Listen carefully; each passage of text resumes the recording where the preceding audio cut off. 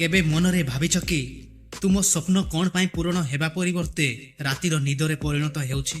जहा इच्छा करिछ ताहा कौन पाई संभव हेउनी? जहा भी भाविकी रखुछ कि मु कालिठु ताहा निश्चय करिबी, कम समय रे पूर्ण करिबी, मात्र कम समय कौन यथेष्ट समय रे भी पूर्ण हेउनी।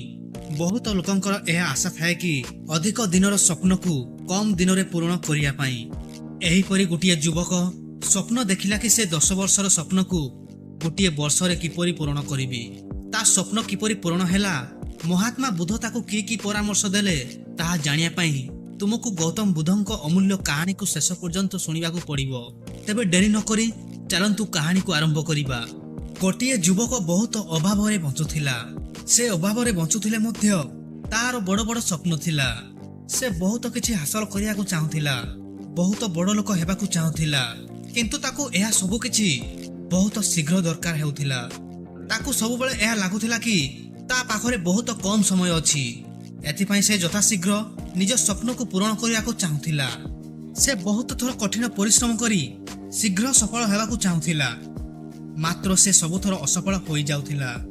ताकू अल्प केतेक सफलता तो मिल जाउथिला, किंतु ताकू ता मन पसंदर सफलता प्राप्त हेउनथिला।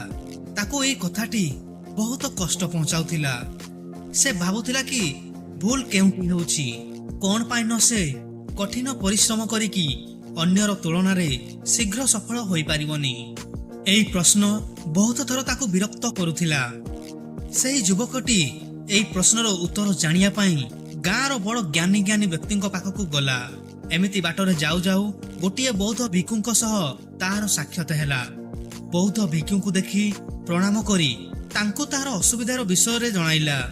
सेही बौद्ध भिक्षु युवकर समस्या सुनी सारिला परे तांको कहिले, हे युवक, तुमर एई प्रश्नर उत्तर मो ठारो आहुरी स्पष्ट भाव रे तथागत गौतम बुद्ध देई पारिबे। कृपा करी तुमे मो सहित बुद्धंक आश्रम पाखकु चलो। सेठारे तुमे भलो भाव रे जानि पारिबो कि तुम प्रश्नर प्रकृत उत्तर कोन। सेही युवकटी बौद्ध भिक्षुक कथा मानी तांको सह गौतम बुद्धंक आश्रम को गला। आश्रम भितरे प्रवेश करिया परे ता मनरे एक अपूर्व शांति और मुखरे हस फुटी उठिला। कुहू कुहू कोइलीर राब, धीरे धीरे बहुथुआ पवन एवं कुळुकुळु झरणार स्वर से युवक हृदय रे आहुरी आनंदमय भावना सृष्टि करिदेला। से देखिला महात्मा बुद्ध गुटिए गछ तले ध्यान अवस्था रे अछंती। से बुद्धंक पाखकु गला।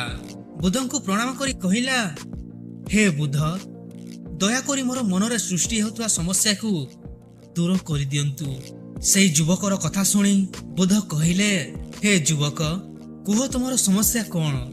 मु पारु पर्यंत चेष्टा करिबी तुमर समस्या को दूर करिया पाई।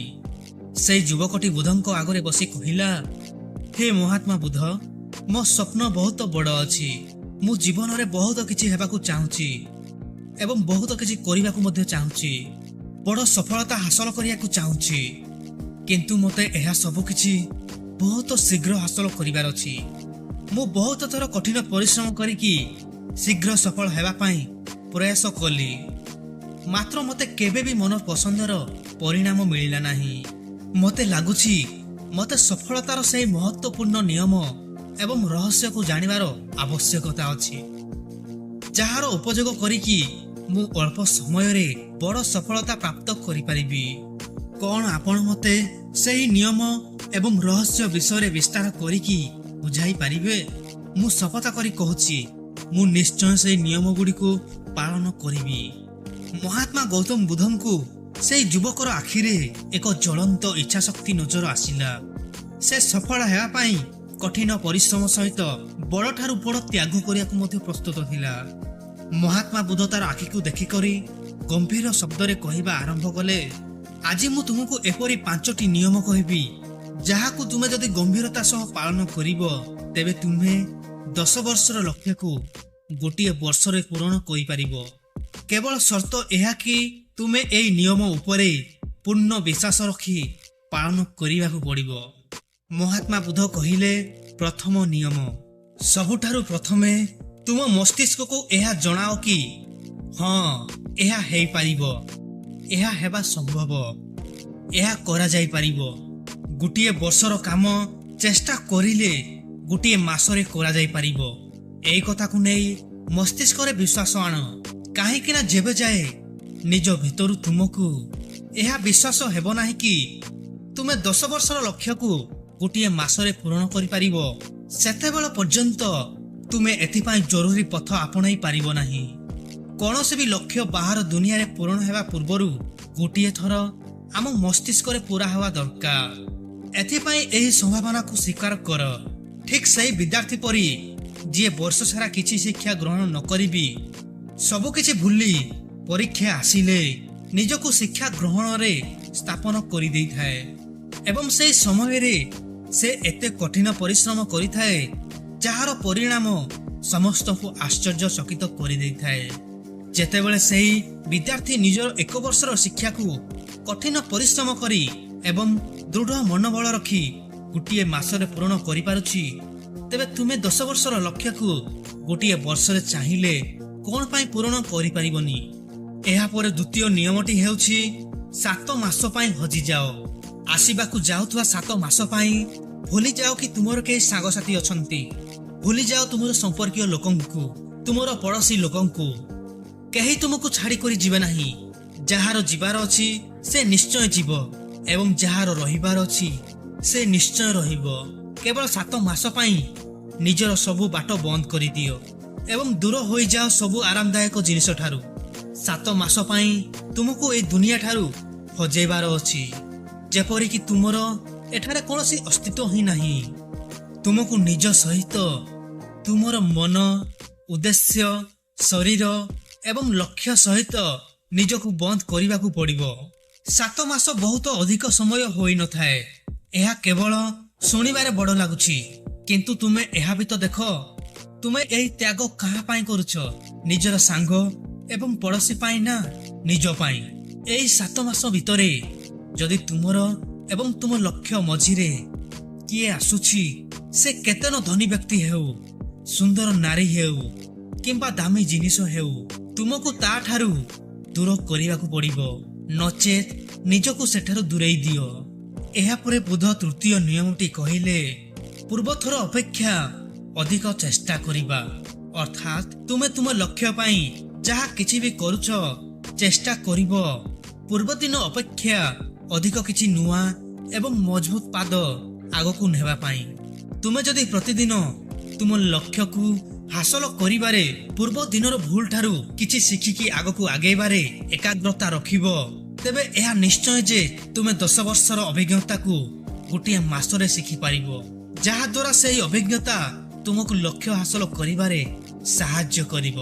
ତେଣୁ ପ୍ରତିଦିନ ଗୋଟିଏ ପ୍ରକାର କାମ ନ କରିକି ପୂର୍ବ କାମ ଅପେକ୍ଷା ଅଧିକ ଭଲ ଭାବରେ କରିବା ପାଇଁ ଚେଷ୍ଟା କର। ଏହାପରେ ଚତୁର୍ଥ ନିୟମଟି ହେଉଛି ମଜା କରିବାର ଇଚ୍ଛାକୁ ମାରିଦିଅ। ଦୁନିଆରେ ଯେତେ ବି ମଜା ମିଳିବାର ଜରିଆ ରହିଛି ନା, ସଫଳ ବ୍ୟକ୍ତିମାନେ ସେହି ମଜାର ଜରିଆ ଆଡ଼କୁ ଚାହାନ୍ତି ହିଁ ନାହିଁ। ସେ ମଜା ଖୋଜିଥାନ୍ତି କେବଳ ତାଙ୍କ କାମରେ।